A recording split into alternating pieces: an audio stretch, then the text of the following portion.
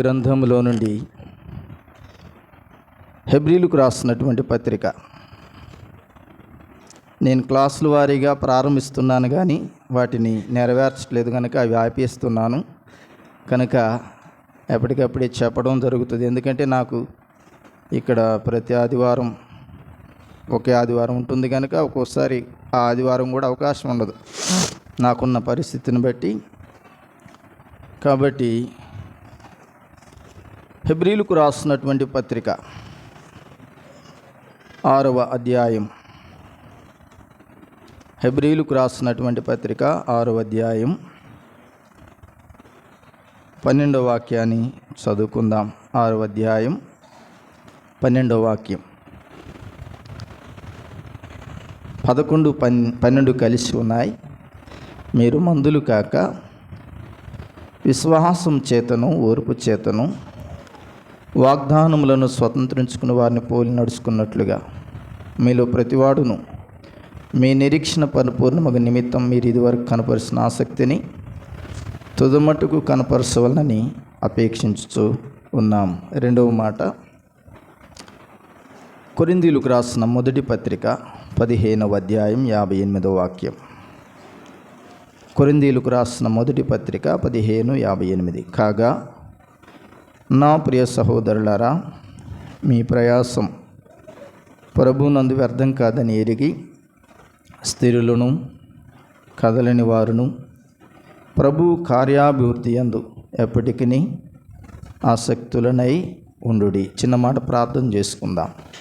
ప్రేమ కలిగిన తండ్రి, నీ పక్షాన్ని నిలబడిన నిష్ప్రయోజకు నీ దాసుని నన్ను ఆదుకోండి. మీరే మాతో మాట్లాడండి.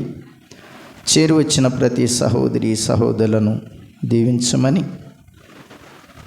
అల్పుడనే నన్ను ఆదుకుంటారని మీ కృపగల హస్తానికి అప్పగించుకుంటూ క్రీస్తు నామమునే ప్రార్థించి వేడుకొంటున్నాం తండ్రి, ఆమేన్. నా స్వరం కొంత బాగలేదు, జలుబు చేసి స్పష్టతగా లేదు, కొంచెం అర్థం చేసుకోండి. మంచిది. మనం చదువుకున్నటువంటి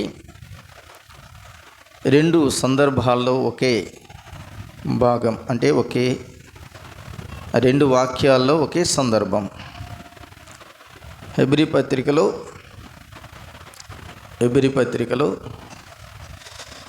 10వ వాక్యం కూడా నేను చదువుతున్నాను. మీరు చేసిన కార్యమును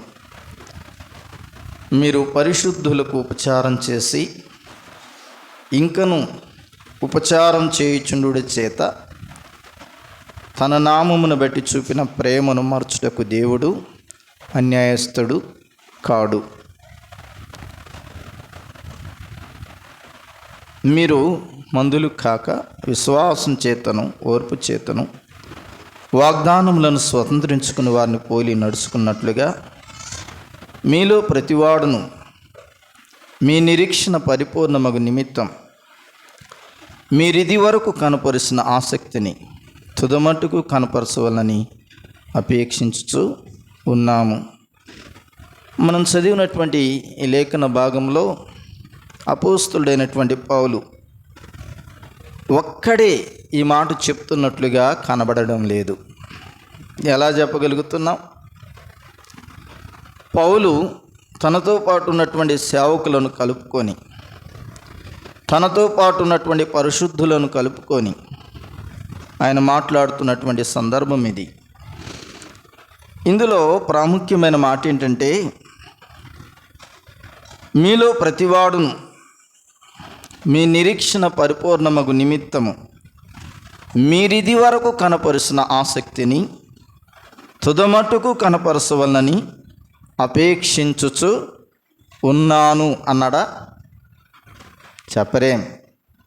ఉన్నాము అంటే దాని అర్థం ఏంటి? ఆయన ఒక్కడే కాదు. ఈ మాట యొక్క ఉద్దేశం తనతో పాటు ఉన్నటువంటి దేవుని దాసులు, దేవుని పిల్లలు, వారందరూ కూడా అపేక్షించుచున్నామంటే ఇలాంటి ఆశ కలిగి ఉన్నాం, కోరిక కలిగి ఉన్నాం అని. ఇందులో ప్రాముఖ్యమైన మాట ఏంటంటే, మీరు ఇది వరకు కనుపరిచిన ఆసక్తి తుదమట్టుకు కనపరచవలనని అపేక్షించుచూ ఉన్నాము. ఆసక్తిని గూర్చినటువంటి సందర్భాన్ని ఈ మధ్యాహ్న కాల సమయంలో క్లుప్తంగా నేను 4 మాటలు చెప్పి ముగించడానికి ఇష్టపడుతూ ఉన్నాను. మీరు ఇది వరకు కనపరిచిన ఆసక్తి తుదమట్టుకు కనపరచవలనని అపేక్షించుచూ ఉన్నాము. రక్షించబడిన మన విశ్వాస జీవితంలో ప్రారంభంలో రక్షించబడినటువంటి తొలినాటి దినాల్లో ఉన్నటువంటి ఆసక్తి వేరు. దాన్ని ఏమంటారంటే వేడి, వెచ్చదనం. ఆ వెచ్చదనం, ఆ వేడి, ఆ ఆసక్తి ఎలాగుంటుంది అంటే చాలా వేగిరపాటుగా ఉంటుంది. ఆ వేగిరపాటు ఎలా ఉంటుంది అనే దాన్ని దైవ గ్రంథంలో మనం చూసినప్పుడు 84వ కీర్తనలో కోరహు కుమారులు రాసినటువంటి కీర్తనలో ఆ భాగాన్ని మనం ఒకసారి జ్ఞాపకము చేసుకుందాం. కీర్తనల గ్రంథం 84వ కీర్తనలో కోరహు కుమారులు రచించిన దైవ ధ్యానం మనం చూడగలుగుతున్నాం. 2వ వాక్యము నుండి లేక మొదటి నుంచి, సైన్యములకు అధిపతి యెహోవా, నీ నివాసములు ఎంత రమ్యములు, యెహోవా మందిర ఆవరణములను చూడవలనని నా ప్రాణం ఎంతో ఆశపడుచున్నది, అది సొమ్మసిల్లుచూ ఉన్నది. జీవం కలిగిన దేవుని దర్శించుటకు నా హృదయమును నా శరీరమును ఆనందంతో కేకలు వేయుచున్నవి. మనం చదివినటువంటి ఈ మాటలో కోరహు కుమారుల యొక్క ఆశను, ఆసక్తిని ఇక్కడ మనం చూడగలుగుతున్నాం. కోరహు కుమారులు ప్రారంభంలో ఉన్న ఆసక్తిని తుదమట్టుకుంచారు వారు. నా విశ్వాస జీవితంలో ప్రారంభంలో ఉండే వెచ్చదనం, ప్రారంభంలో ఉండే ఆసక్తి ఇదే. అదేంటంటే యెహోవా మందిర ఆవరణములను చూడవలనని నా ప్రాణం ఎంతో ఆశపడుచున్నది, అది సొమ్మసిల్లుచు ఉన్నది. సొమ్మసిల్లటం అంటే ఏంటి? దేవుని మందిరానికి వెళ్ళకపోతే, దేవుని మందిరంలో పరిచర్యకు వెళ్ళకపోతే నా ప్రాణం సొమ్మసిల్లుతుంది. ఈనాడు విశ్వాసులమైనటువంటి మన జీవితాల్లో దేవుని మందిరానికి రావడానికి, దేవుని సన్నిధికి రావడానికి ఎలా ఉన్నాము అంటే ఎవరో తోస్తే వచ్చేటట్లుగా ఉన్నాం. అంటే దాని అర్థం ఏంటి? ఆసక్తి కొంత వీగిపోయింది. ఆసక్తి విషయంలో గ్రాఫ్ పడిపోయింది. కాబట్టి దేవుని సన్నిధిలో విశ్వాసులమైన మన జీవితాల్లో అడిగినప్పుడు కారణాలు చెప్తా ఉంటాం. నేనైనా, నువ్వైనా, ఎవరమైనా అడిగినప్పుడు కారణాలు చెప్తాం. ఎందుకు రాలేదు బ్రదర్, ఎందుకు రాలేదు సిస్టర్ అంటే కారణాలు వెతుకుతాం కదా. కానీ రక్షించబడిన తొలి దినాల్లో కారణాలు వచ్చిన, ఆటంకాలు వచ్చిన, ఆటంకాలను అధిరోహించి, ఆటంకాలను అధిగమించి దేవుని మందిరానికి వచ్చిన దినాలవి కదా. నేను రక్షించబడిన తొలి దినాల్లో ఓన్లీ ఈ మందిరం వరకే కాదు పరిచర్య. తకిళ్ళపాడు కానీ, ఎర్రబాలెం కానీ, దైవాలరావురు కానీ, నాగన్నపాలెం కానీ, కోరెసపాడు కానీ, ఇంకా ఆయా చుట్టుపక్కల ప్రాంతాల్లో కుటుంబ ప్రార్థనకు వెళ్ళాలి అంటే, సువార్త పరిచర్యకు వెళ్ళాలి అంటే ఆ రోజుల్లో ఫెట్మాస్ లైట్లు ఉండేవి, కిరసనాల్ లైట్లు ఉండేవి. నాకు తెలిసిన సందర్భాలు, చాలా సందర్భాలు ఉన్నాయి. వాహనాలు లేని దినాలవి. ఈనాడు బైకులు ఉన్నాయి, కొన్ని వాహనాలు ఉన్నాయి, ఆ రోజు లేవు. కుటుంబ ప్రార్థన తక్కెళ్ళపాడు వెళ్ళామంటే ఆ కుటుంబ ప్రార్థన చూసుకుని వచ్చేటప్పుడు కొంతమంది ఉన్నారు ఇంకా ఆ పరిచర్యలో పాలు పొందినటువంటి వారు ఫిట్మాస్ లైటు పైన పెట్టుకొని వెలుతురు చూపిస్తూ ఉండగా సహోదరులు చాలామంది వచ్చారు. అప్పుడు ఒక వరుసగా తిరిగి 11 గంటల టైంలో నడిచి వచ్చిన సందర్భం ఉంది.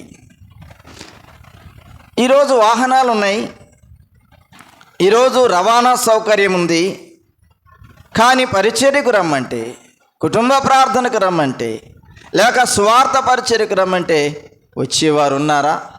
ఆ రోజు నడిచి రావడానికి వచ్చారు, తిరిగి నడిచి రావడానికి వచ్చారు. కానీ ఈరోజు అన్ని వస్తువులు ఉన్నా కూడా రావడానికి వీలు కావడం లేదు. కారణం ఏంటి? చాలా చెప్పొచ్చు కారణాలు, కానీ దైవ వాక్యం చెప్తుంది, నీలో ఉన్న ఆసక్తి చల్లారిపోయింది. నీ ఆసక్తి చల్లారిపోయింది. ప్రకటన గ్రంథంలో ఒక మాట మనం జ్ఞాపకం చేసుకున్నట్లయితే, ప్రకటన గ్రంథం 3వ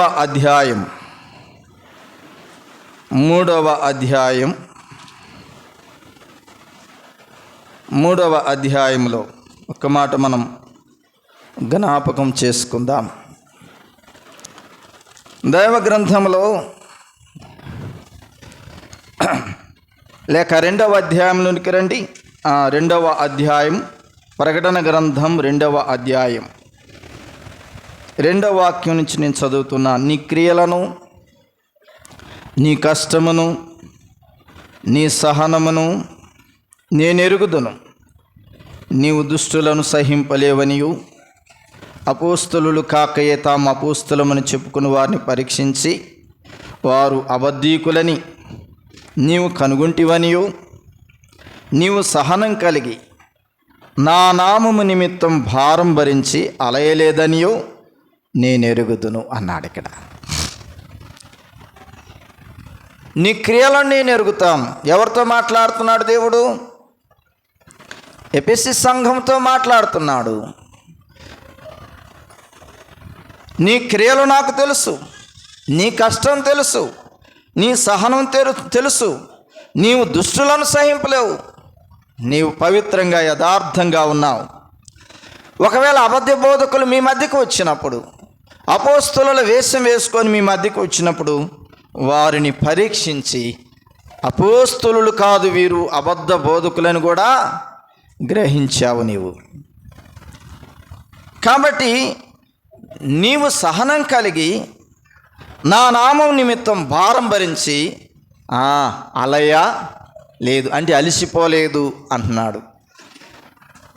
ఇది ఎఫెసీ సంఘ విశ్వాసుల జీవితాల్లో ప్రారంభ దశ ఇది. కానీ 4వ వచనంలో 5వ వచనంలో మనం చూసినప్పుడు అయినను అన్నాడు. ఇక్కడ అయినను అంటే ఇంత సహనం కలిగి ఎంతటి భారమైనా సహించుకొని అలసిపోకుండా నా నామము నిమిత్తం భరించినటువంటి నీవు ఇంతగా నాలో నిలబడి ఉన్నటువంటి నీవు మంచిదే. అయినా నీ మీద ఒక తప్పు మోపవలసి వచ్చాను అన్నాడు. ఇక్కడ ఆ తప్పు ఏమిటంటే, అయినను మొదట నీకుండిన ప్రేమ నీవు వదిలితివి అన్నాడు. చూసారా? మొదట అంటే ఎప్పుడు చెప్పండి? మొదటంటే రక్షించబడిన దినాలు. అంటే మొదట రక్షించబడిన దినాలలో నీవు చూపిన ప్రేమ, నా మీద చూపావే ప్రేమ, సంఘం మీద చూపావే ప్రేమ, పరిచర్య పట్ల చూపావే ప్రేమ, పరిశుద్ధుల పట్ల చూపావే ప్రేమ. నీకుండినటువంటి ఆ ప్రేమ ఏదైతే ఉందో ఆ ప్రేమను నువ్వేం చేశావు చెప్పండి? వదిలేశావు. నీకుండిన మొదటి ప్రేమని నీవు వదిలితివని నీ మీద తప్పు ఒకటి మోపవలసి వచ్చాను అన్నాడు. కాబట్టి మొదటి దినాలలో ఉండినటువంటి ప్రేమ, మొదటి దినాలలో ఉన్నటువంటి ఆసక్తి, మొదటి దినాలలో ఉన్నటువంటి పరిచర్య, మొదటి దినాలలో ఉన్నటువంటి ఇతరుల పట్ల ప్రేమ, అవి కరువైపోతున్నాయి, తరుగైపోతున్నాయి, దూరమైపోతున్నాయి, తరిగిపోతున్నాయి. అందువలన ఓ విశ్వాసి, ఓ సహోదరుడా, ఓ సహోదరి, ఎలా ఉన్నావు? ఎవరికి వారం ప్రశ్న వేసుకోవాలి. కాబట్టి మొదటి దినాలలో ఉన్నటువంటి ఆసక్తి అంత వేడిగా ఉంటుంది. ఇంకా 84వ కీర్తనలో కోరహు కుమారులు రచించినటువంటి ఆ కీర్తనలో 10వ చరణంలో మనం చూసినట్లయితే, నీ ఆవరణములో ఒక దినము గడుపుట 1000 దినముల కంటే శ్రేష్టము, భక్తిహీనుల గుడారములలో నివసించడం కంటే నా దేవుని మందిర ద్వారమునొద్ద ఉండుట నాకు ఇష్టము అన్నాడు. ఇక్కడ నీ ఆవరణములో ఒక దినము గడుపుట 1000 దినముల కంటే శ్రేష్టము అంటూ మరొక మాట అక్కడ కోట్ చేశారు వారు. అదేంటంటే భక్తిహీనుల గుడారములలో నివసించుట కంటే అన్నారు కదా. ఎవరి దగ్గర? భక్తిహీనుల గుడారం అంటే ప్రభువుని ఎరగనటువంటి వారితో సహవాసం చేయడం, ప్రభుని యేసుక్రీస్తు వారిని ఎరగనటువంటి అన్యజనుల గుడారములలో నివాసం చేయడం, వారితో కలిసి వెళ్ళడం, వారితో కలిసి సహవాసం చేయడం అంటాడు. ఇక్కడ భక్తిహీనుల గుడారంలో నివసించుట కంటే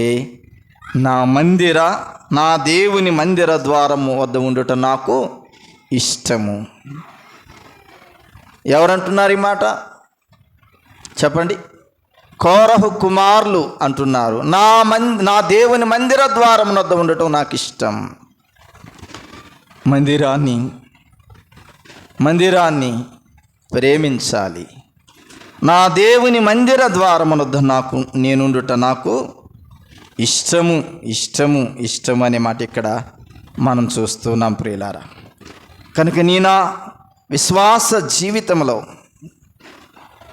దేవుని మందిరాన్ని మనము ఇంతగా ప్రేమించే వారంగా ఉండాలి.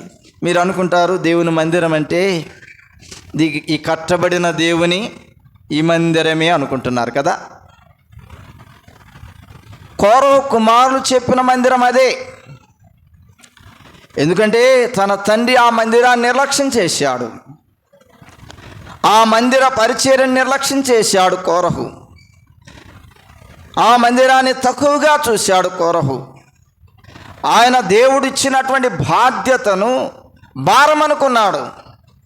కానీ కోరహు కుమారులు తన తండ్రి లోకం దాటి వెళ్ళిపోయిన తర్వాత, తీర్పు వచ్చి తన తండ్రి ప్రాణముతో ఉండగానే పాతాళానికి దిగిపోయిన ఆ పరిస్థితులు చూసిన తర్వాత, నా తండ్రి కోల్పోయినటువంటి ఆ యొక్క దేవుని మందిరం ఎంత రమ్యమైనది, ఆయన నివాసం ఎంత రమ్యమైనది అని వారు తెలుసుకున్న తర్వాత రాసిన కీర్తనలు కోరహు కుమారుల కీర్తనలు. కనుక అలాగా దేవుని మందిరాన్ని వారు ప్రేమించగలిగారు, దేవుని మందిరాన్ని వారు ప్రేమించగలిగారనే మాట మనం చూస్తూ ఉన్నాం ప్రియులారా. నా విశ్వాస జీవితంలో మనం ఇలాగా దేవుని మందిరాన్ని ప్రేమించేవారిగా మనము ఉండాలి. మనం ఉండాలి. మొదట నీకుండిన ప్రేమను ఏం చేసింది ఎఫెసీ సంఘం? వదిలింది. ఇదే ఈనాటి విశ్వాసుల జీవితాల్లో ఈనాడు తరిగిపోతూ ఉంది, తగ్గిపోతూ ఉంది. కారణం ఏంటంటే అంత్య దినములలో 24 మత్తయి సువార్త 12వ వాక్యం, 24వ అధ్యాయం 12వ వాక్యం.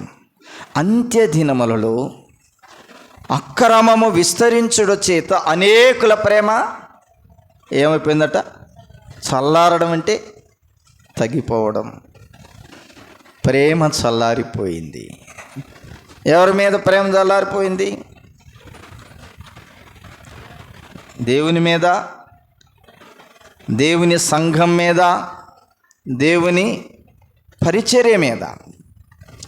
కోరహు కుమారులు చెప్పిన మాట, భక్తిహీనుల గుడారములలో నివసించుట కంటే నా దేవుని మందిర ద్వారమునొద్ద ఉండుట నాకు ఇష్టం. ఈనాడు కొత్త నిబంధన ప్రకారం దేవుని మందిరం అంటే కట్టబడిన ఈ మందిరమే కాదు. ఇది అసలు ప్రాముఖ్యంగా ఇది కాదు. దీని ఆలనా పాలన, దీని పరిశుభ్రత చూడవలసిన బాధ్యత అందరికీ ఉంది. దీనితో పాటు ప్రాముఖ్యంగా పేతురు రాసిన మొదటి పత్రికలో, అపోస్తులుడైనటువంటి పేతురు రాసిన మొదటి పత్రిక 2వ అధ్యాయం 5వ వాక్యం. యేసుక్రీస్తు ద్వారా దేవునికి అనుకూలములుగా ఆత్మ సంబంధమైన బలులను అర్పించుటకు పరిశుద్ధ యాజకులుగా ఉన్నట్లు మీరును సజీవమైన రాళ్ల వలె ఉండి ఆత్మ సంబంధమైన మందిరముగా కట్టబడుచున్నారు. ఇప్పుడు ఏ మందిరం? ఆత్మ సంబంధమైన మందిరం. ఏ మందిరం అది? సజీవమైన రాళ్ల వలె కట్టబడుతున్న ఆత్మ సంబంధమైన మందిరం మనమే. దీన్ని ఇంకా స్పష్టంగా అపోస్తుడైనటువంటి పౌలు తెలియచేసిన మాటను మనం జ్ఞాపకం చేసుకుందాం. 1 తిమోతి పత్రిక 3వ అధ్యాయం 14-15 కలిసి ఉన్నాయి. అయినను నేను ఆలస్యం చేసిన దేవుని మందిరములో అనగా జీవం కలిగిన దేవుని సంఘములో జనులు ఎలాగూ ప్రవర్తింపవలెనో అది నీకు తెలియజేయవలనని ఈ సంగతులు నీకు వ్రాయుచున్నాను. మూల భాషలో జనులు ఎలాగు అనే మాటకు మూల భాషలో ఏముందంటే నీవెలాగు అని ఉంది కదా. దేవుని మందిరములో అనగా దేవుని సంఘములో, జీవం కలిగిన దేవుని సంఘంలో జనులు ఎలాగూ ప్రవర్తింపాలో, ఇది జీవం కలిగిన దేవుని సంఘం. అమ్మా, జీవం కలిగిన దేవుని సంఘం. ఇది ఆత్మ సంబంధమైన మందిరం. కోరహు కుమారులు భక్తిహీనుల గుడారములలో నివసించుట కంటే నా దేవుని మందిర ద్వారము దగ్గర నేను ఉండుట నాకు ఇష్టం. అంటే దీని అర్థం ఏంటి? జీవం కలిగిన దేవుని సంఘం, దేవుని మందిరం మనమందరం. ఇది సహవాసం. దేవుని సంఘంగా ఉన్న మనమందరం సహవాసం, కలిసి ఐక్యంగా ఉండడం, కలిసి నివసించడం. దేవుని జీవం కలిగిన దేవుని సంఘం ఇది. కనుక ఈ కలిసి కట్టుగా ఉండడం అనేది నా దేవుని మందిర ద్వారం దగ్గర నాకు ఉండటం నాకు ఇష్టం అన్నాడు కోరహు కుమారులు. కాబట్టి రక్షించబడిన విశ్వాసులమైన మన జీవితాల్లో ప్రారంభంలో ఉన్నటువంటి ఆ యొక్క ప్రేమ ఆ ప్రేమ ఉంటే మిగతా అన్నీ వచ్చేస్తాయి. దేవుని మీద ప్రేమ ఉంటే అన్నీ వచ్చేస్తాయి. పరిచర్య వస్తుంది, ప్రభుకి ఇచ్చేది వస్తుంది, ప్రభు పని గొప్పగా ఎంచడం తెలుస్తుంది. ఇంకా మిగతా ఏ విభాగాలైతే మందిర సంబంధంగా దైవ సంబంధంగా ఉన్న విభాగాలు ఏవైతే ఉన్నాయో అన్నిట్లో పాలు పొందుతాం. అది పౌలు తెలియచేస్తూ ఉన్నాడు. ఏమంటున్నాడంటే, రండి హెబ్రీయులకు రాసినటువంటి పత్రిక మూలవాక్యం వదిలిపెట్టకూడదు. 6వ అధ్యాయం 12వ వాక్యం. విశ్వాసం చేతను ఓర్పు చేతను వాగ్దానములను స్వతంత్రించుకున్న వారిని పోలి నడుచుకున్నట్లుగా మీలో ప్రతివాడును మీ నిరీక్షణ పరిపూర్ణముకు నిమిత్తం మీరిది వరకు కనుబరిసిన ఆసక్తిని తుదమట్టుకు కనబరచవలనని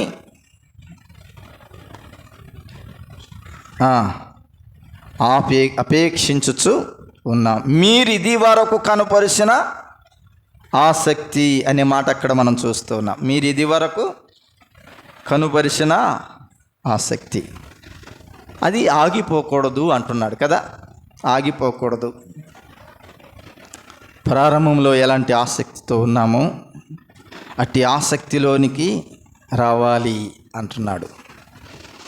కొరింథీయులకు రాసిన మొదటి పత్రిక మనం చదివినటువంటి వాక్య భాగంలోనికి రండి. కొరింథీ మొదటి పత్రిక 15వ అధ్యాయం 58వ వాక్యం. కాగా నా ప్రియ సహోదరులారా, మీ ప్రయాసము ప్రభువునందు వ్యర్థం కాదని ఎరిగి స్థిరులను కదలని వారును ప్రభు కార్యాభివృద్ధి అందు ఎప్పటికీ ఆసక్తులై ఉండుడి. మీ ప్రయాసం, మీరు పడిన ప్రయాసం ప్రభువునందు, అది ఇక్కడ అన్నాడు కదా. ఎవరినందు? మీరు ప్రయాసపడిన ఏదైతే ఉందో అది ప్రభువునందు వ్యర్థం కాదు. అది మాట మనం చూస్తూ ఉన్నాం. మన కుటుంబం కోసం ఎంత ప్రయాసపడతామో అర్థమైందా? ఒక్కొక్క సహోదరి అయితే 4 గంటలకే లేస్తుంది, ఒక్కొక్క సహోదరి 6 గంటలకు లేస్తుంది. వారు నిర్ణయించుకున్న సమయం కొరకు. దేనికోసం చెప్పండి? దేనికోసం?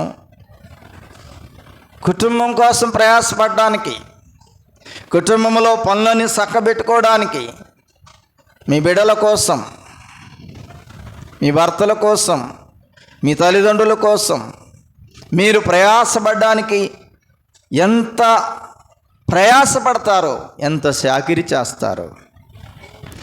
ఇది ఒకరోజు తాగిపోయేది కాదు కదా. రొటీన్, డైలీ ఉండే ప్రయాస అది.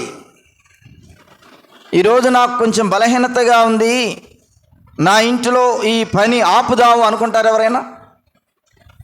చెప్పండి, ఆపుతారా? ఆపరే. ఎందుకని?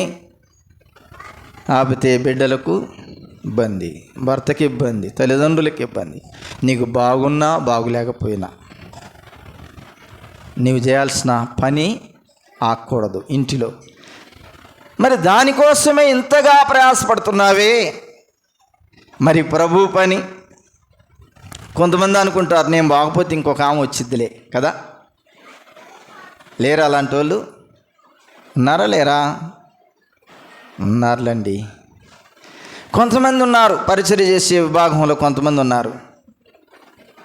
వాళ్ళు ఎప్పుడూ కనబడతానే ఉంటారు. అది ఏ పరిచర్య అయినా వాళ్ళు కనబడతానే ఉంటారు. కొంతమంది అయితే ఒక పరిచర్యలో ఉంటారు, ఇంకొక పరిచర్యకు రారు. రకరకాల విభాగాల్లో. కాబట్టి అన్ని పరిచర్యల్లో మన ప్రభు మీద మనకున్నటువంటి ప్రయాస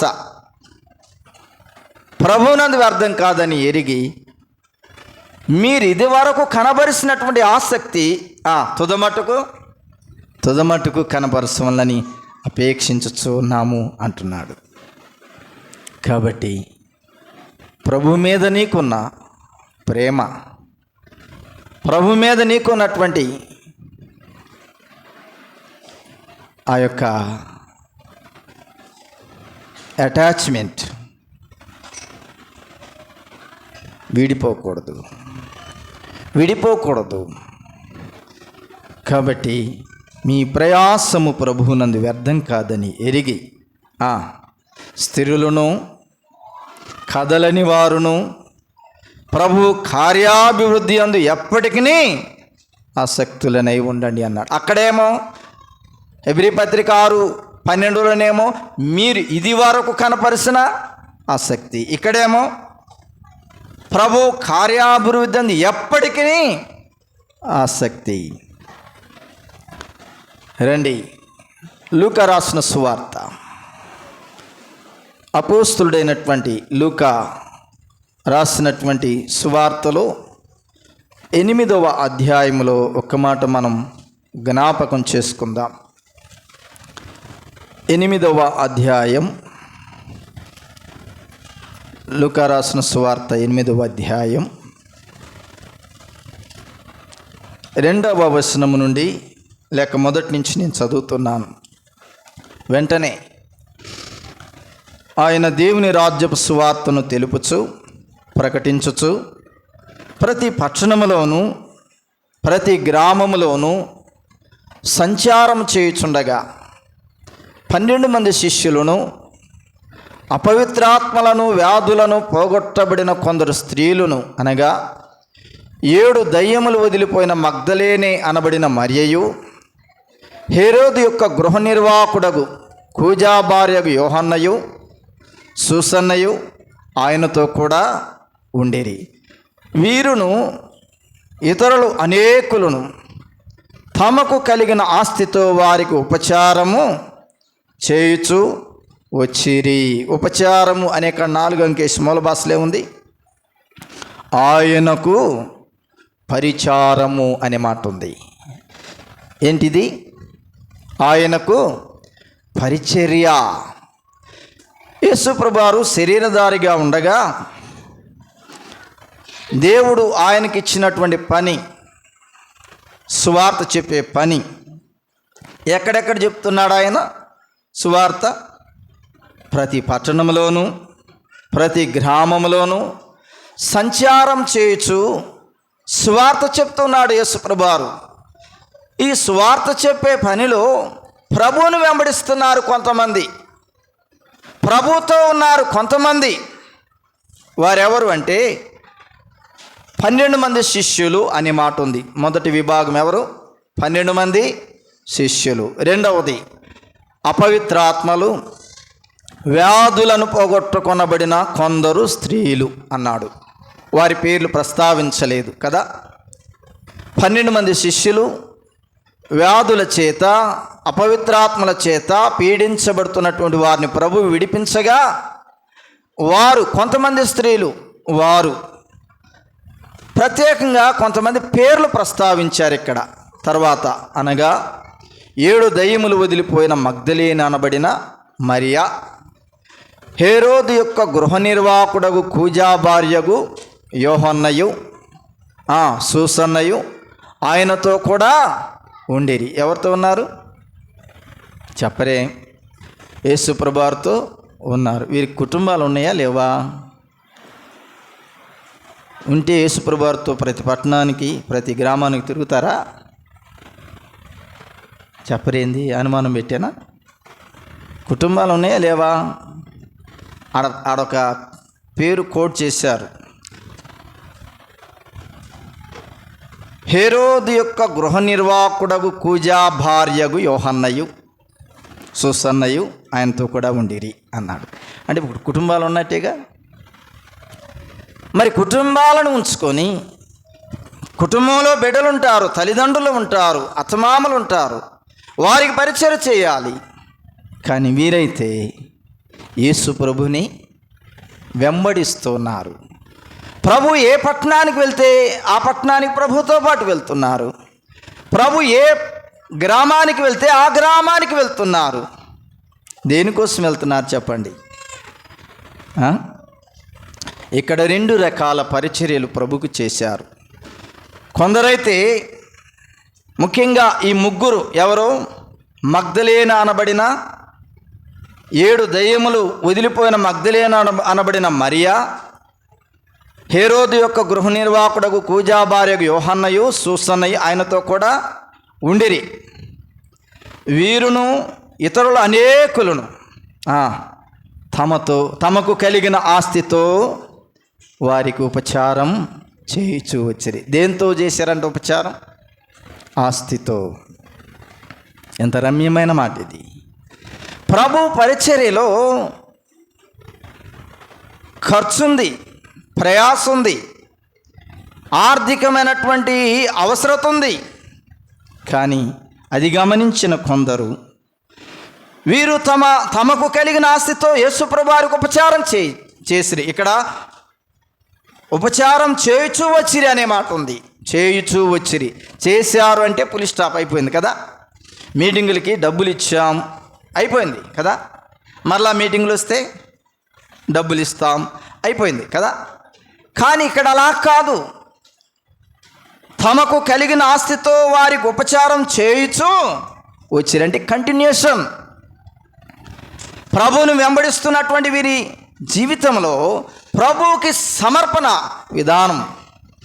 ఒక పక్క ఫిజికల్గా పరిచర్యలో ఉన్నారు, మరొక పక్క ఆర్థికంగా ప్రభువుకి సహాయం చేస్తున్నారు. ఇప్పుడు ఆర్థికంగా ప్రభువుకు సహాయం చేస్తున్నానంటే ప్రభు ఏమైనా ధనం దాచిపెట్టుకోవడానికా? దేనికోసం చెప్పరే?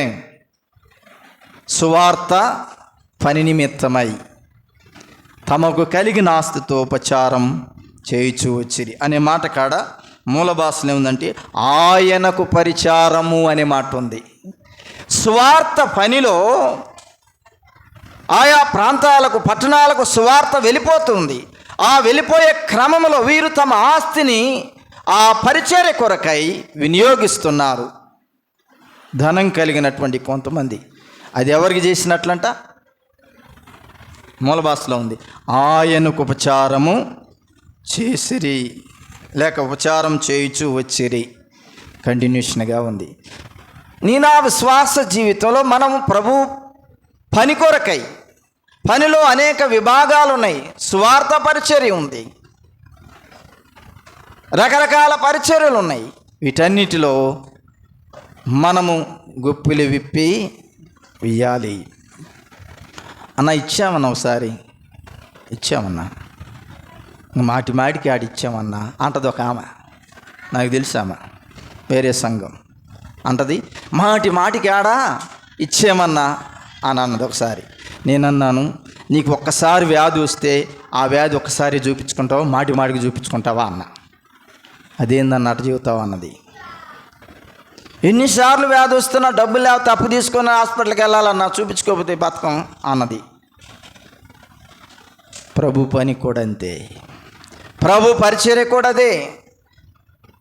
కంటిన్యూషన్గా ఇవ్వాలి. గేదె ఒక్కసారి పాలు ఇచ్చి ఆగిపోయింది అనుకోండి, నా పాలు నేను ఇవ్వను అన్నదనుకోండి, ఎవరు? గేదె. ఏమైద్ది తెలుసు, గేదెలు కాసే వాళ్ళకి ఏమైద్దో. ఉబ్బిపోయి సచ్చూరుకుంటుంది. పరిచర్యలో కూడా ప్రభు కొరకై మన యొక్క విభాగం ఇచ్చేదైనా, ప్రార్థనైనా, పరిచర్య అయినా అన్ని విధాలుగా ప్రభు పని కొరకై మనం అన్ని సమయాలలో ఉపయోగంగా ఉండాలి. మనం ఎవరో తోస్తే వచ్చినట్లు కాదు, ఎవరో బలవంతం పెడితే చేసేది కాదు కదా. బలవంతం చేయాలా, ప్రేరేపించాలా, ఒత్తిడి చేయాలా? లేదు, అలా కాదు. దేవుని కొరకై, దేవుని పరిచర్య కొరకై, మనఃపూర్వకంగా ప్రభు పరిచర్య కొరకై మనం ఇచ్చేవారంగా ఉండాలి. పిలిపిలకు రాసినటువంటి పత్రిక, అపోస్తులుడైనటువంటి పౌలు ఫిలిప్పీయులకు రాసినటువంటి పత్రిక 4వ అధ్యాయం 10వ వాక్యము నుండి అక్కడక్కడ కొన్ని మాటలు నేను చదువుతున్నాను. నన్ను గూర్చి మీరిన్నాళ్ళకు మరలా యోచన చేయి సాగితిరని ప్రభునందు మిక్కిలి సంతోషించి తిని, ఆ విషయంలో మీరు యోచన చేసి ఉంటేరి కానీ తగిన సమయం దొరకక పోయాను. నేను కొదువు కలిగినందున నాకు కొదువు కలిగినందున నేను ఇలాగూ చెప్పట్లేదు. నేనే స్థితిలో ఉన్నను ఆ స్థితిలో సంతృప్తి కలిగి ఉండ నేర్చుకుని ఉన్నాను. దేన స్థితిలో ఉండ ఎరుగుదును, సంపన్న స్థితిలో ఉండ ఎరుగుదును. ప్రతి విషయంలో అన్ని కార్యములోను కడుపు నిండి ఉండుటకును, ఆకలిగొని ఉండుటకును, సమృద్ధి కలిగి ఉండుటకును, లేమిలో ఉండుటకును నేర్చుకొని ఉన్నాను. పౌలు అంటున్నాడు, వినండి, పౌలు అంటున్నాడు, ఫిలిప్పీ సంఘ విశ్వాసులతో రాస్తూ అని అన్నాడు, నన్ను గూర్చి మీరు ఇన్నాళ్ళకు యోచన చేసితిరి అన్నాడు. అంటే దాని అర్థం ఏంటి? ఆలోచన చేసితిరి. నేను ఎక్కడ ఉన్నా నా గురించి మీరు ఆలోచన కలిగి ఉన్నారు. ఏమిటి ఆలోచన? మనలను రక్షించినటువంటి, సువార్త చెప్పి రక్షణలోకి తీసుకొచ్చినటువంటి పౌలు మన సేవకుడు, ఆత్మీయ తండ్రి ఏం తిన్నాడు, ఎట్టుంటున్నాడు, ఆయన పరిస్థితి ఎలాగుందో అని ఆలోచన చేశారు. ప్రియమైన సహోదరి సహోదరులారా, చాలామంది సేవకులు స్వార్థ పరిచయం చేస్తూ అనేక ఇబ్బందుల్లో ఉన్నారు. మా కుటుంబం తరపున మాకు వచ్చే ఇవి దశమ భాగం సేవకులకు పంపిస్తాను నేను. ఎవరు ఎలాంటి వారు ఆ పరిస్థితి తెలుసుకొని వారికి నేను పంపిస్తాను. నాకు ఇచ్చేవారు ఉన్నారు. అయినా నాకు వచ్చే భాగంలో నేను, నా భాగం, దేవుని భాగం నేను ఇతర సేవకులకు నేను పంచుతాను. దేవుని సేవకుడు గతంలో ఆయన కూడా అలాగే చేశాడు. ఆయనకు వచ్చిన దశమ భాగాలు కానీ, ఆయనకు వచ్చినటువంటి కానుకలు కానీ ఆయన సొంతాన్ని ఇతర సేవకులకు పంపేవాడు. ఎవరు అవసరతలో ఉన్నారో, ఎవరు ఇబ్బందుల్లో ఉన్నారో వారికి పంపేవాడు. కనుక ఆలోచన చేస్తున్నారా? దేవుని సేవకులను గురించి ఆలోచన చేస్తున్నారా? పౌలు అంటున్నాడు, మీరు ఇన్నాళ్లకు ఏమన్నాడు అక్కడ? నన్ను గూర్చి మీరు ఇన్నాళ్ళకు మరలా యోచన చేసాగితిరి, అందుని బట్టి ప్రభువునందు మిక్కిలి సంతోషించుచూ ఉన్నాను అంటున్నాడు. ఎంత సంతోషం దైవజనునికి! నా కష్టం తెలుసుకున్నారు, నేను పడే ఆకలి బాధను తెలుసుకున్నారు, నేనే పరిస్థితిలో ఉన్నారో తెలుసుకున్నారు. కానీ నాకు ఒక అలవాటు ఉంది. అదేమిటంటే, నేను ఏ స్థితిలో ఉన్నానో ఆ స్థితిలో సంతృప్తి కలిగి ఉండడాన్ని నేర్చుకున్నాను. నేను దేన స్థితిలో ఉండడం ఎరుగుదును, సంపన్న స్థితిలో ఉండ ఎరుగుదును. ప్రతి విషయంలో అన్ని కార్యములో కడుపు నిండి ఉండుటకు, ఆకలి కొని ఉండుటకు, సమృద్ధి కలిగి ఉండుటకు, లేమిలో ఉండుటకు నేర్చుకుని ఉన్నాను. దేవుని సేవకులు చేయి చాపి నేను ఈ పరిస్థితిలో ఉన్నాను, నేను ఈ కష్టంలో ఉన్నాను, నేను ఈ బాధలో ఉన్నాను అని ఎవ్వరు చెప్పరు. చెప్తారా? మరి ఎట్లా తెలుసుకోవాలి? ఎవరు తెలుసుకోవాలి? నీకు లేదా బాధ్యత? నీకు లేదా బాధ్యత? అన్నా, ఇదిగో నా భాగం, దేవుని కొరకు నేను తీసిన భాగం, మనపూర్వకంగా నేను ఇస్తున్నాను. ఇబ్బందులో ఉన్న సేవకులకు పంపండి అన్నాను. ఎవరైనా ఇస్తున్నారా? కష్టాల్లో స్వార్థ పరిచర్య కొరకు సాగిపోతున్న సేవకులకు ఇవ్వండి అన్నాను. ఎవరైనా ఇస్తున్నారా? ఆలోచన చేస్తున్నారా? పౌలు ఫిలిప్పీ సంఘంలో లేడు. ఇప్పుడు ఉన్నాడా? అక్కడ లేడు, వేరే చోట ఉన్నారు. కానీ పౌలు గురించి ఆలోచన చేస్తున్న సంఘం, ఈ ఫిలిప్పీ సంఘం ఇంతగా పౌలును గురించి ఆలోచన చేయడానికి గల కారణం ఏంటో తెలుసా? అపోస్తుల కార్యముల గ్రంథం 16వ అధ్యాయం మొత్తం చదవండి. ఇప్పుడుగా తర్వాత ఎంత భయంకరమైన స్థితికి అప్పగించబడ్డాడో వాళ్ళని రక్షించడానికి. ఫిలిప్పీ సంఘ విశ్వాసి, ప్రారంభ విశ్వాసి ఎవరు? చదవరా మీరు? తెలియదా మీకు? చెప్పండి. ప్రారంభ విశ్వాసి ఎవరు? లూదియా. రెండవ విశ్వాసి సోదె చెప్పే స్త్రీ. మూడో విశ్వాసి చెరసాల నాయకుడు. అంటే ఈ సోదె చెప్పే స్త్రీకి సంబంధించినటువంటి యజమానులు కేసు పెట్టి పౌలుని శీలను చెరసాలకు అప్పగిస్తే చెరసాల్లో పడినటువంటి భయంకరమైనటువంటి దెబ్బలు, రక్తం గారుతూ ఉంది. అంత భయంకరంగా కొట్టాడు ఆ చెరసాల నాయకుడు. పోలీస్ అధికారి మధ్యరాత్రి వేళ పౌలు శీల పాటలు పాడుతున్నారు. దుఃఖంలో ఉండగా, గాయాలతో ఉండగా, ఒక పక్క రక్తం కారుతూ ఉంది, ఒక పక్క చాలా వేదనకరమైన స్థితి ఉంది. కానీ పాటలు పాడుతున్నారు. ఏమని పాడుతున్నారు చెప్పండి? కష్టంలో ఉంటే నువ్వు పాట పాడతావా? దుఃఖంలో ఉంటే పాట పాడతావా? చెప్పరేం. యాకోబు ఏమంటాడు? మీలో సంతోషం కలిగితే ఏం చేయమన్నాడు? కీర్తన పాడమన్నాడు. దుఃఖం కలిగితే, శ్రమ కలిగితే ఏం చేయమన్నాడు? ప్రార్థన చేయమన్నాడు. వీళ్ళ విరుద్ధంగా ఉంది. పాటలు పాడుతున్నారు, ప్రార్థనలు చేస్తున్నారు. కనుక చెరసాల నాయకుడు, ఆ చెరసాల మొత్తం పునాదులు అదిరాయి వారి పాటల దెబ్బకి.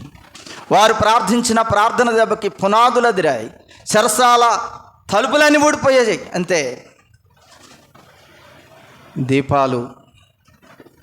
దీపం వెలిగించుకొని చెరసాల నాయకుడు ఖైదీలందరూ వెళ్ళిపోయారనుకొని ఏం చేయబోయాడు? కత్తి తీసుకొని తను తాను చంపుకోబాడు. రేపు నేను సమాధానం చెప్పాలి. ఎట్లా రేపు నాకు ఉరి శిక్ష ఖాయం, అందరు వెళ్ళిపోయారని. పౌలు అన్నాడు, నీకు నీ హాని చేసుకోవద్దు. మేమంతా ఇక్కడే ఉన్నాం, ఖైదీలు కూడా ఉన్నారు. ఏ హాని చేసుకోవద్దు. పశ్చాత్తాప హృదయంతో చెరసాల నాయకుడు వచ్చాడు. అయ్యాలారా, మీరు పొందిన రక్షణ నేను పొందడానికి ఏం చేయాలి? ప్రభు అయిన యేసునందు విశ్వాసముంచుము, నీవును నీ ఇంటి వారును రక్షణ పొందుదురు అన్నాడు. చెరసాల నాయకుడు రక్షించబడ్డాడు. లూదియా కుటుంబం రక్షించబడింది. ఈ విధంగా ఫిలిప్పీ సంఘం ఏర్పాటు చేయబడింది. శ్రమలలో, కష్టాలలో, దెబ్బలతో, భయంకరమైనటువంటి పరిస్థితుల్లో గుండా ఫిలిప్పీ సంఘం ఏర్పాటు చేయబడింది. ఫిలిప్పీ సంఘం పౌలుని మాటి మాటికి జ్ఞాపకం చేసుకుంటున్నారు. మన కోసం రక్తం చిందించారు, మన కోసం చెరసాలకు అప్పగించబడ్డారు. దేవుని సేవకుడు పౌలు మన కోసం ఎంత శ్రమ పడ్డాడు తెలుసా మీకు? దేవుని సేవకులు మీకోసం ప్రార్థన చేస్తారు. దేవుని సేవకులు మీకోసం ఆలోచన చేస్తారు. ప్రతి కుటుంబం ఎలా ఉంది, ఆ కుటుంబంలో వారి పిల్లలు ఎలాగున్నారు, ఆ కుటుంబంలో వారు ఎలాంటి స్థితిలో ఉన్నారని యోచన చేస్తారు, ప్రార్థన చేస్తారు. చేస్తారా చేయరా? ఏమోనన్నా మేము చూస్తున్నాం మీ దగ్గరికి వచ్చి అంటారా? చేస్తారు. మీ గురించి దుఃఖం ఉంది. పౌలు ఆ సంఘం కోసం ప్రయాసపడ్డాడు. అందుకని పౌలుని గురించి ఆలోచన చేస్తున్నారు ఫిలిప్పీ సంఘం. నేను మేదరమెట్ల సంఘ విశ్వాసిని, మేదరమెట్ల సంఘంలోనే నేను ఇస్తాను కానుక, మేదరమెట్ల సంఘానికే నేను చేస్తాను అనేది కరెక్ట్ కాదు. కరెక్ట్ అంటారా? కరెక్ట్ కాదంటారా? చెప్పరేంది. ఈరోజు ఒక ట్రెండ్ మొదలైంది. టీవీలో చూడడం ఒక్కసారి వ్యతిరేకంగా ప్రేరేపించబడటం, టీవీల ద్వారా వెళ్ళిపోతున్నాయి కానుకలు. సతీష్ కుమార్, ఇంకా ఆ కుమార్, ఈ కుమార్, రకరకాల వాళ్ళ దగ్గరికి వెళ్ళిపోతున్నాయి. అది కరెక్ట్ అంటారా? చెప్పరేమి. అది కరెక్టేనా? ఎవరు స్వార్థ కొరకు కష్టపడుతున్నారో, ఆ కుటుంబం ఇబ్బంది పడుతుందో, నడిచి కాలిబాటన వెళ్ళి స్వార్థ ప్రకటిస్తున్నారు, వారిని గమనించాలి. డిజిటల్ చర్చీల వారిని, వీళ్ళని కాదు గమనించాల్సింది. నీకు ప్రతిఫలం రావడానికి స్థానిక సంఘం ద్వారా, స్థానిక సేవకుల ద్వారా నీవు చేసే ఏదైనా ఆరూపకంగా బయటికి వెళ్ళాలి. అనుబంధానికి సంబంధించినటువంటి సేవకులు ఉన్న కాడ అలాగే వెళ్ళాలి. కాబట్టి ఇప్పుడు 4వ అధ్యాయం ఫిలిప్పీ పత్రిక 16వ వచనం చూడండి. ఎలయనగా తెస్సలోనికలో కూడా మీరు మాటికి నా అవసరం తీర్చుటకు సహాయము చేసితిరి. తెస్సలోనిక విశ్వాసులు లేరా పౌలును ఆలోచించడానికి? అమ్మా, అర్థమవుతుందా నేను చెప్పే మాటలు? అర్థమవుతుందా? తెస్సలోనికలో పౌలున్నాడు. తెస్సలోనిక విశ్వాసుల మధ్య పరిచర్య చేయడానికి పౌలు వెళ్ళాడు. సువార్త చెప్పడానికి, పరిచర్య చేయడానికి వెళ్ళాడు. ఆ సంఘాన్ని బలపరచడానికి తెస్సలోనికలో ఉన్నాడు. ఇప్పుడు ఫిలిప్పీలో ఉన్నటువంటి విశ్వాసులందరూ పౌలును గురించి ఆలోచన చేసి తెస్సలోనికలో ఉన్న పౌలుకి ఈవి పంపించారు. ఎన్నిసార్లు చెప్పరేమి, ఎన్నిసార్లు మాటికంటే లెక్కేసుకోవడానికి వీల్లేదు. కాబట్టి దేవుని సేవకులు పడే ఇబ్బంది, బాధ వారు ఎవరికి చెప్పుకోరు. మనమే దానిని గురించి ధ్యానం చేసుకోవాలి, ఆలోచన చేసుకోవాలి. గుప్పిలు విప్పాలి. ప్రభువుకు తమ ఆస్తితో ఉపచారం చేసిరి, పరిచర్య చేసిరి 8వ అధ్యాయంలో. కాబట్టి తెస్సలోనికలో కూడా మీరు మాటికి నా అవసరము తీర్చుటకు సహాయం చేసిరి అనే మాట మనం చూస్తూ ఉన్నాం. ఇంకో మాట ఏమన్నాడంటే, నేను ఈవిని అపేక్షించేలాగా చెప్పడం లేదు. ఏదో మీరిచ్చే కానుకను ఉద్దేశించి దానికోసం నేను చెప్పడం లేదు. నాకు సమస్తము సమృద్ధిగా కలిగి ఉన్నది. మీరు పంపిన వస్తువులు ఎపఫ్రోదితు వలన పుచ్చుకొని ఏమీ తక్కువ లేక ఉన్నాను. అవి మనోహరమైన సువాసనయు దేవునికి ప్రీతికరమును ఇష్టమునైన యాగమునై ఉన్నవి. కాగా దేవుడు తన ఐశ్వర్యం చొప్పున క్రీస్తు యేసునందు మహిమలో మీ ప్రతి అవసరము తీరుస్తాడు. నేను ఈవిని అపేక్షించి చెప్పడం లేదు, కానీ మీరు చేసేదానికి మీరు ప్రతిఫలం 17వ వచనంలో ఉంది, మీ లెక్కకు విస్తార ఫలం రావాలని అపేక్షించి చెప్పుచూ ఉన్నాను. ఎవరైనా సేవకులే కదా, ఎవరికైనా ఇవ్వచ్చు కదా అని మిమ్మల్ని పోషించేవారికి, మీకు వాక్యోపదేశం అందించేవారికి కాకుండా వేరే వాళ్ళకి పంపడం క్రమం కాదు. నీవు పంపే ఇవి స్థానిక సంఘం ద్వారా వెళ్ళాలి. ఇది క్రమం, వాక్యానుసారం గుర్తుపెట్టుకోండి. కాబట్టి మీరు ఇది వరకు కనపరిచిన ఆసక్తి తుదమట్టుకు కనపరచాలి, జీవితాంతం కనపరచాలి. కాబట్టి నేను ముగించబోతున్నాను. ప్రియమైన సహోదరి సహోదరులారా, ఏ విషయంలో మనం వెనకబడి ఉన్నాం? పరిచర్య పరంగాన ప్రభువు మీద మనకున్నటువంటి ప్రేమ తగ్గిపోయిందా? సహోదరుల మీద, సహోదరుల మీద, సంఘం మీద మన ప్రేమ తగ్గిపోయిందా? మన ఐక్యత కోల్పోయామా? ఎక్కడ లోపం కలిగి ఉంది? ఆ లోపాన్ని సవరించుకోవాలి. ఎవరు సవరించుకోవాలి? ఎవరికి వారే. కాబట్టి ప్రభు కార్యాభివృద్ధి యందు ఎప్పటికీ ఆసక్తులై ఉండండి. జీవితాంతం ప్రభువుకి ఇష్టలుగా మనం బ్రతకాలి. ఒక్క మాట చెప్పి నేను ముగింపు చేస్తాను. కొరింథీయులకు రాసిన 2వ పత్రిక, కొరింథీయులకు రాసిన 2వ పత్రిక 8వ అధ్యాయం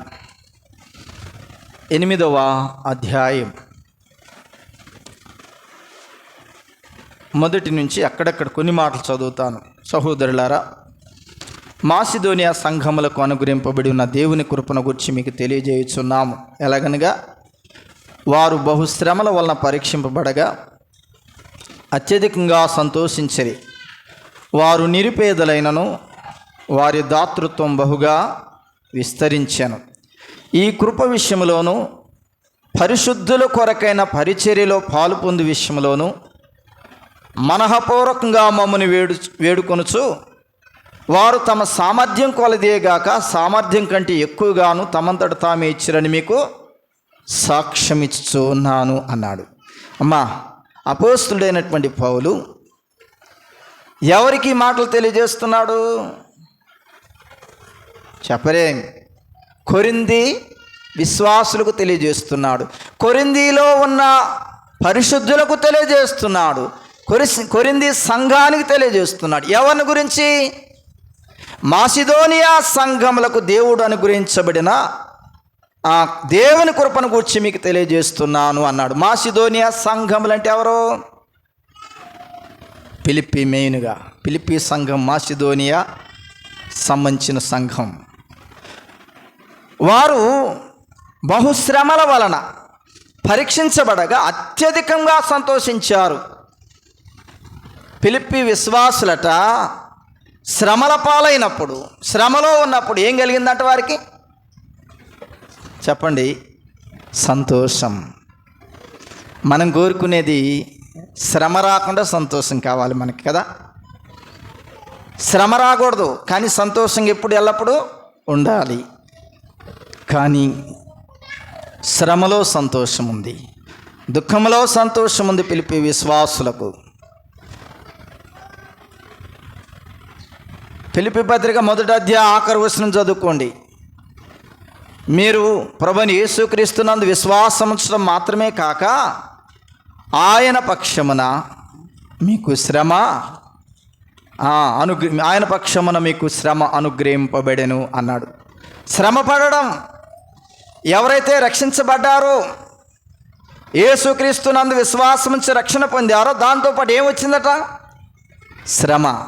శ్రమ ఈవిగా దేవుడు అనుగ్రహించాడు. శ్రమ లేని క్రైస్తవ్యం కాదు. ఫలితం పొందాలంటే శ్రమ. ఫిలిప్పీ విశ్వాసులు బహుశ్రమల వలన వారు పరీక్షించబడగా అత్యధికంగా సంతోషించారు. వారు నిరుపేదలైనను వారి దాతృత్వం బహుగా విస్తరించింది.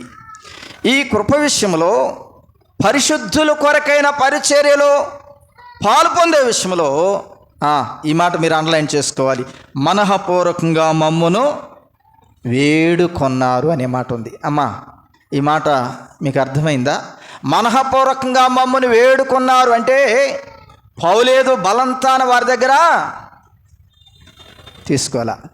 ఈరోజు టీవీల్లో ఒక్కసారి వాక్యం చెప్తే మీ కానుకలు పంపండి, మీ దశమ భాగాలు పంపండి, ఇదిగో ఫలానా నెంబర్ ఇస్తున్నాం, WhatsApp number, PhonePe number, Google pay number, scanner, QR code, ఇంకా ఏవేవో రకరకాలుగా అన్నీ పంపుతూ ఉన్నారు.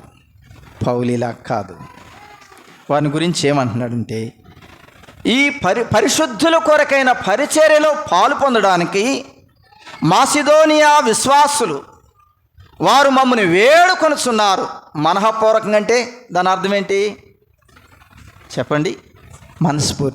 మనస్ఫూర్తిగా పౌలు దగ్గరికి వారు వర్తమానం చెప్తారు. అయ్యా, నిన్ను వేడుకుంటున్నాం, బలంతాను మేము ఇవ్వటం లేదు, మనస్ఫూర్తిగా మేమిస్తున్నాం నీకు, పరిశుద్ధుల కొరకు అవసరతల కొరకు మేమిస్తున్నాం అని వారు తమ సామర్థ్యం కొలదియే గాక సామర్థ్యం కంటే ఎక్కువగా తమంతట తామే ఇచ్చిరని మీకు సాక్ష్యం ఇచ్చుచూ ఉన్నాం.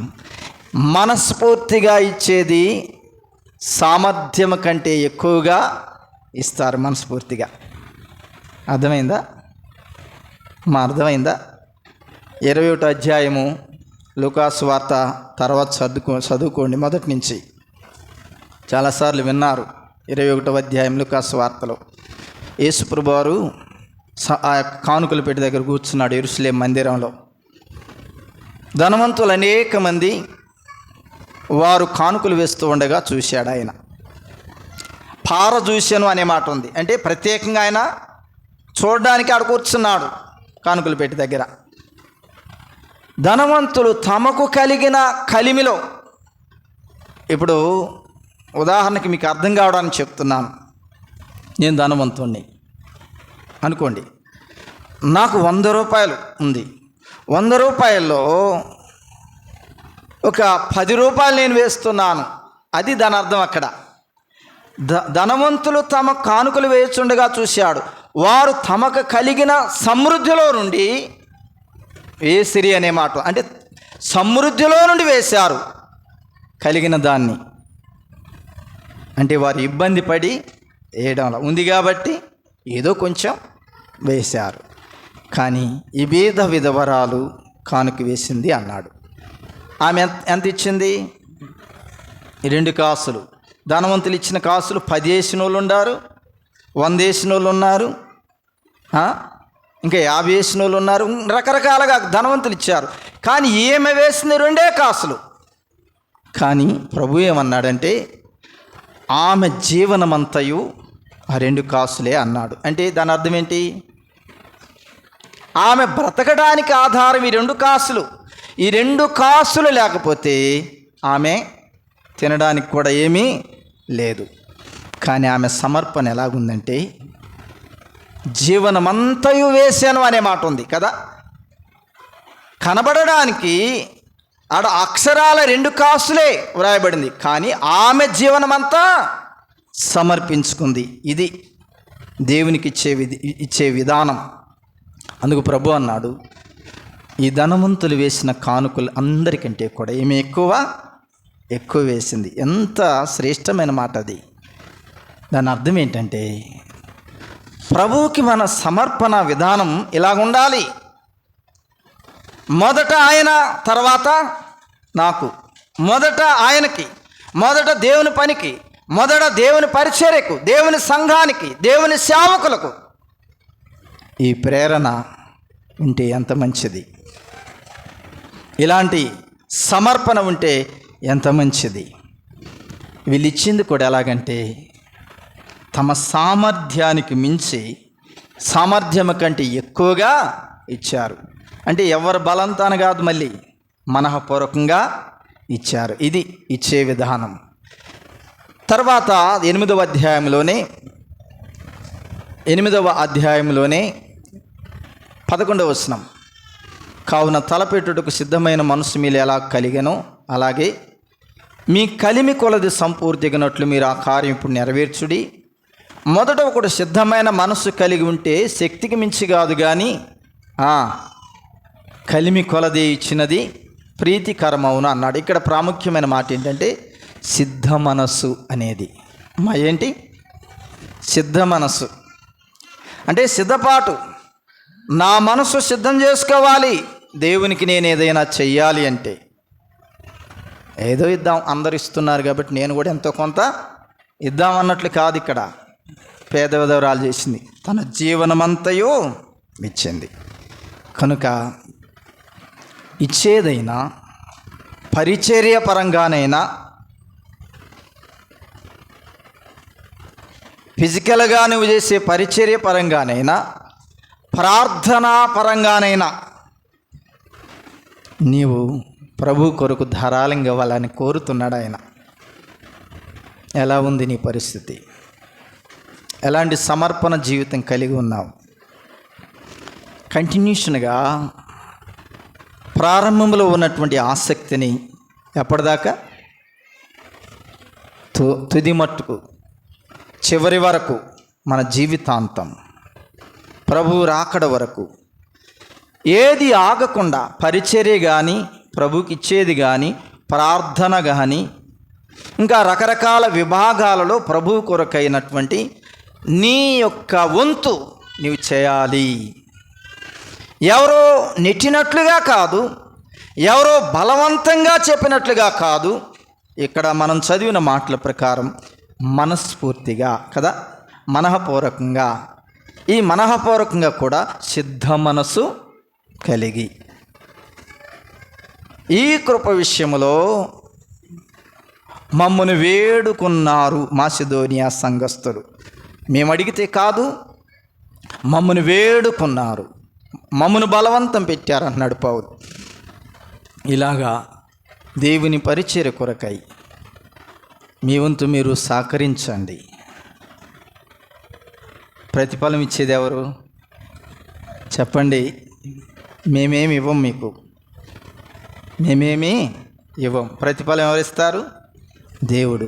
బహుమానాలు సిద్ధం చేయబడి ఉంది. చాలామంది యేసుప్రభు వారు సువార్తలో చెప్పాడు ఒక మాట. ఆ మాట ఏంటంటే, కొంతమందిని గురించి చెప్పాడు.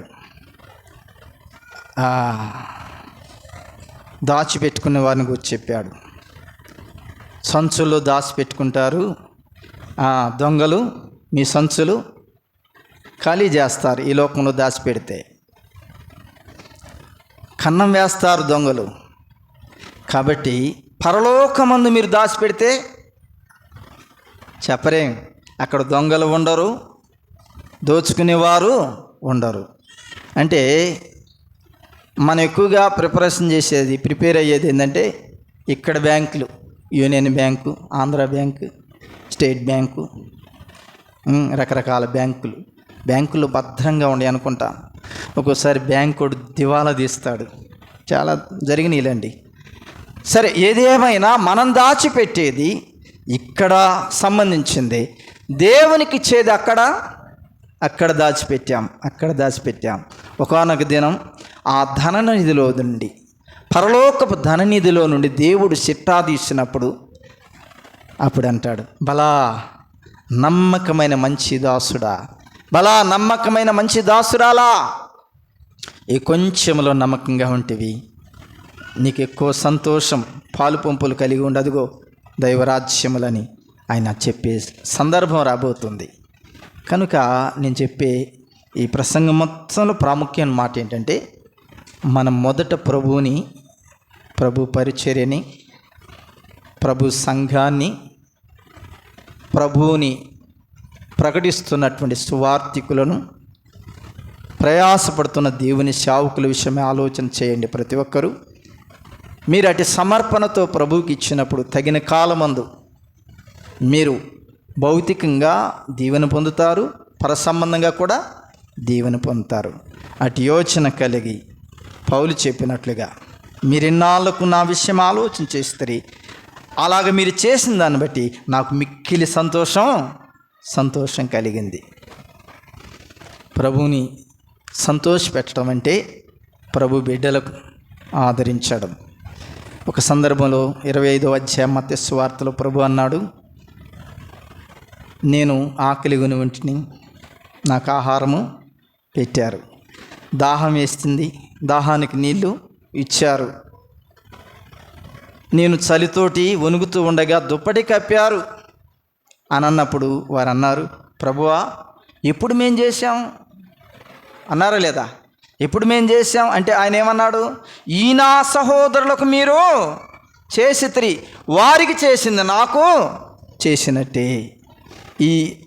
ఈ అర్థాన్ని, ఈ అంతరార్థాన్ని, ఈ యొక్క గూఢాన్ని తెలుసుకుంటే చాలా శ్రేష్టంగా మనం మన ఆత్మీయ జీవితాన్ని ముందుకు కొనసాగిస్తాం.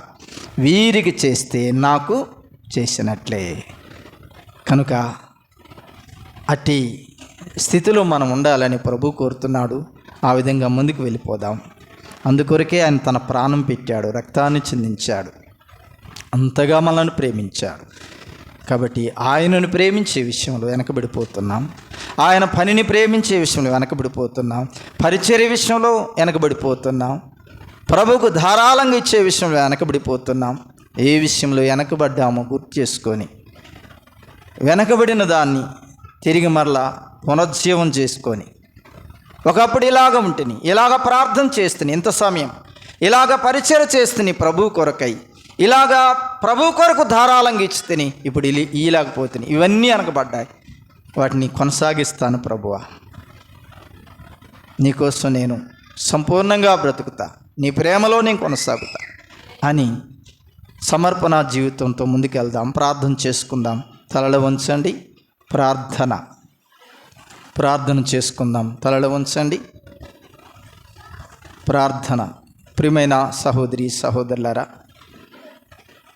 విన్న వాక్యము ద్వారా మీరు ప్రేరేపించబడినట్లయితే ఎవరికి వారు సమర్పణ చేసుకోండి. ఏ విషయంలో వెనకబడి ఉన్నాను ప్రభువా, నేను ఒకప్పుడు ఆసక్తిగా నీ సన్నిధిలో ఉంటిని, ఎఫెసు సంఘం మొదట నీకుండిన ప్రేమ వదిలితివని తప్పొకటి మోపవలసి వచ్చినట్లుగా నా మీద కూడా నీకు తప్పులు ఉన్నాయి, దేవుని వాక్యంలో సరిచూసుకున్నప్పుడు వీటన్నిటిని సవరించుకునే కృప నాకు అనుగ్రహించని సమర్పణా జీవితంతో ముందుకు కొనసాగవలసిందిగా ప్రేమతో తెలియపరుస్తూ ఉన్నాను. ప్రేమ కలిగిన తండ్రి, దయగలిగిన మా యేసు ప్రభువా, మా పట్ల మీరు చూపిన ప్రేమను బట్టి స్తోత్రములు. 4, 5, 6 తారీఖుల్లో మీరు జరిగించిన ఘనమైన పరిచర్యను బట్టి మిమ్మల్ని స్తుతిస్తూ ఉన్నాం. స్థానిక సంఘాన్ని ఇంకనూ బలపరచండి, స్థిరపరచండి.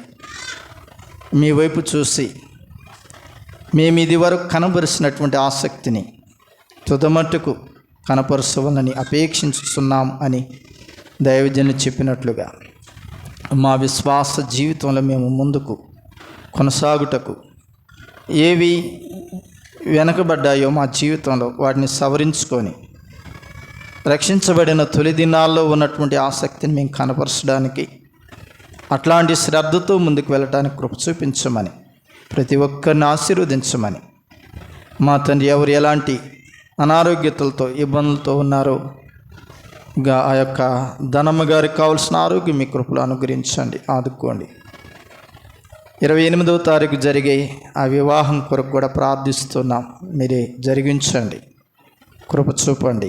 రేపు ఎల్లుండి జరిగే సభల కొరకు ప్రార్థిస్తున్నాం, ఎస్టీ కాలనీలో మీరే జరిగించి మీ దాసులను మీ ఆత్మతో నింపండి. వాతావరణాన్ని చల్లటి వాతావరణంగా మీరు అనుగ్రహించమని, దేవా మీ దాసులు పిట్టమండ వెళ్ళిన మీ దాసుని, అనంనూరు వెళ్ళినటువంటి దాసులను క్షేమంగా తీసుకురమ్మని, మీ సన్నిధి విడిచి మేము ఎవరి గృహాలకు వారు వెడుతుండగా తోడుగా ఉండమని సహాయం కోరుకుంటూ, క్రీస్తు ప్రభు అత్యున్నతమైన అతి శ్రేష్టమైన నామమని ప్రార్థించి అడిగి వేడుకొనుచున్నాం తండ్రి. ఆమేన్, ఆమేన్.